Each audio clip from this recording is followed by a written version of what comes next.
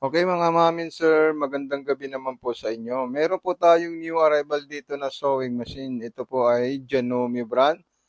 Dual operate po siya mga mamin sir. Siya po ay pwede sa push button at pwede rin po siya sa foot pedal apakan control. Napakaganda po yan at limited stock only po yan mga mamin sir.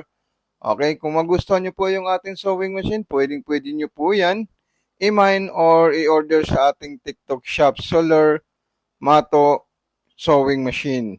Okay? So, ayan po siya. Nagdidemo po tayo dyan kung paano po siya ilalagay yung sinulid, kung paano po siya i-operate, at kung paano po siya gagamitin.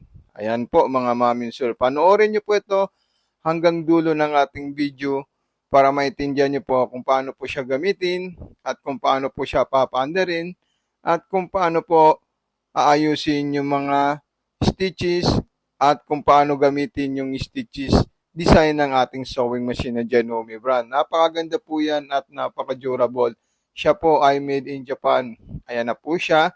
Unang-unang gagamitin natin dyan yung push button niya po mga mamin sir para po makita niyo po kung paano po siya gagamitin. At isusunod po natin dyan yung foot pedal niya po mga mamin sir para makita nyo rin po kung paano po siya gagamitin.